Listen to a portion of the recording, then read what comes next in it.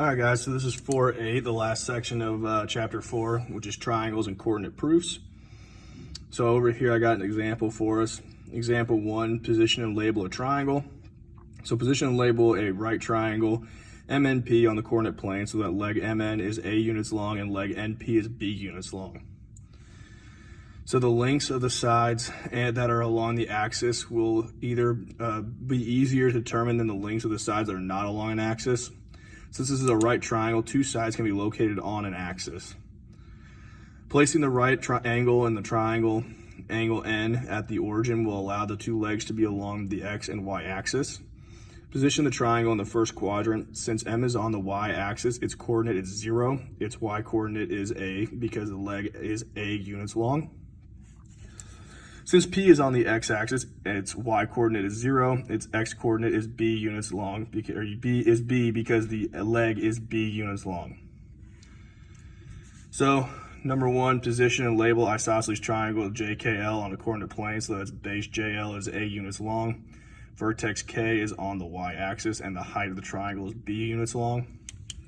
So, if we're drawing this thing, it wants the base is JL is A units long and vertex K is on the Y axis. So if this is our coordinate, this is our, not our coordinate, but this is our graph here, right? And this can go like that, that, that. Let me get another color here for us so we can see it. Okay, so K is on the Y axis. So K is right here, or anywhere along the y-axis, doesn't really matter. And the height of the triangle is B units.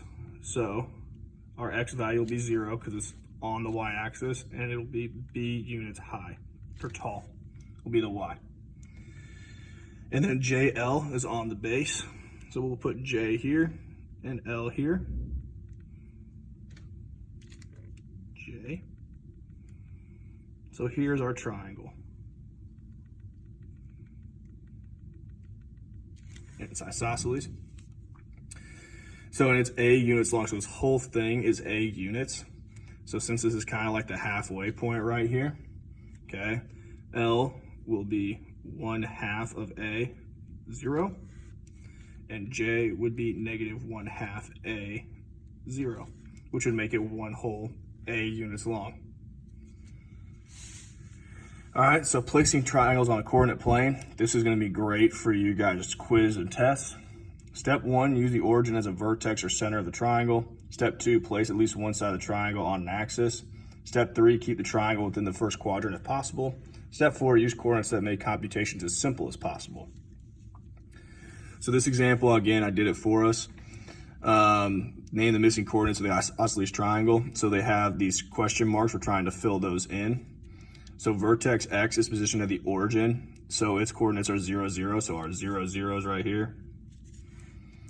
Vertex Z is on the x-axis, so its y coordinates are 0, so this is a 0 here. And the coordinates of vertex Z are A0. So triangle XYZ is isosceles, so using a vertical segment from Y to the x-axis, and the hypotenuse leg theorem shows that the x-coordinate of Y is halfway between 0 and A, or A over 2. We cannot write the y coordinate in terms of A, so call it B, so the coordinates of y are going to be B. So our coordinate will be A over 2, comma B, or like I wrote it over here, 1/2 of A. This is the same thing as saying it's 1/2 of A. All right, so number 2, name the missing coordinates of the isosceles right triangle ABC.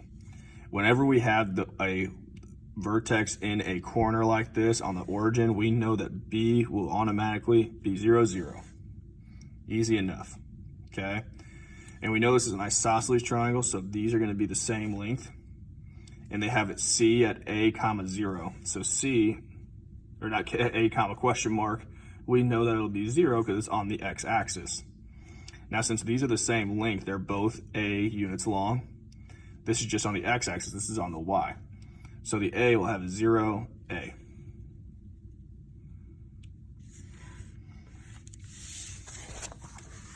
All right, so right angle.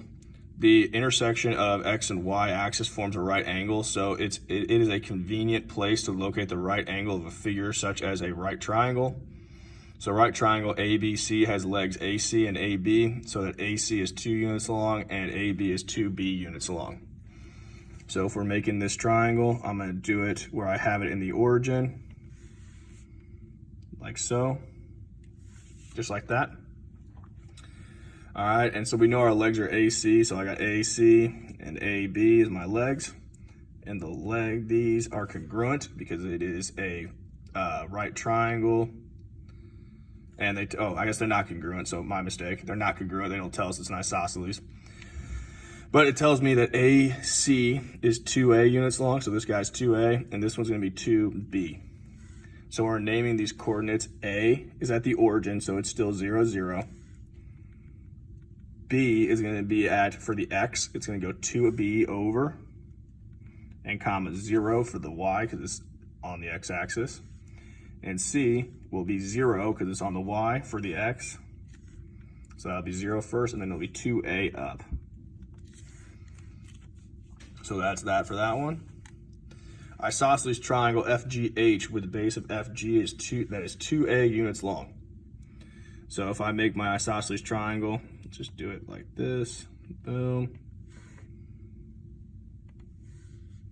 And FG is the base, so this will be H up here. And it says FG, the whole thing is 2A units long. And we don't know about this guy right here, but we know these are congruent. All right, so for F and G, if it's 2A units long, this 1/2 of it's going to be 1A, and this will be 1A as well. So we'll have 1A on this side going this way and 1A going this way. So F for F, the X coordinate would be -A, and it'd be comma 0 because it's on the X-axis, and G would be just A, comma 0. And then H, we can't use A, so we have to use B. H. So H will be at 0 for the X because it's on the Y, and then it'll be B units up because we can't use A, so we might as well use B. You can use C, D, E, whatever, but usually we go with B. So name the missing coordinates of each triangle here. So the only thing we have missing is the T. All right, and since this one is -2A, 0, so this is 2A, we know that this side will be 2A because it's half. So T will be 2A, comma 0. For 6, W is at the origin, so we know W is 0, 0. Y is 2A. And since we have an equilateral triangle here, we know that this is going to be A and this is going to be A. So Z, we could say the X coordinate is going to be A because we know it's halfway between 2A. We don't know what the Y coordinate is because we can't use A, so we're going to use B. And then the last one, in 2006, a group of art museums collaborated to form the West Texas Triangle to promote their collections. This region is formed by the cities of Odessa, Albany, and San Angelo. The approximate coordinates of each location, respectively, are 31.9 north, 102.3 west, 32.7 north, 99.3 west, and 31.4 north, and 100.5 west. Write a coordinate proof to prove that the West Texas Triangle is approximately isosceles. So for me, or for what I just did the distance formula between each one of the cities here. So Odessa's that 31.9 and the 102.3. So Odessa, I just did 31.9, and then, or I'm sorry, this should be like this, 31.9 comma 102.3. And then for this one is Albany. So Albany is 32.7, comma 99.3. And then San Angelo is going to be 31.4, 100.5. All right, and so then I just plug these into my distance formula. So Odessa to Albany, square root. I had 31.9 minus 32.7 squared plus 102.3 minus 99.3 squared. And I put that into my handy dandy calculator and I got 3.1. So this is 3.1 here. And then O to S A, I got 31.9 minus 31.4 squared plus 102.3 minus 100.5 squared. And I got 1.8. And then you did A to S, so Albany to San Angelo. And I got 32.7 minus 31.4 squared plus 99.3 minus 100.5 squared. And that one equals 1.8 approximately as well. So we got 1.8 and 1.8-ish. Okay, again, it says approximately right here. So approximately, these are going to be the same, which would make it these congruent, which is the definition of an isosceles triangle. So since OSA is approximately equal to OS, so triangle OAS is approximately isosceles.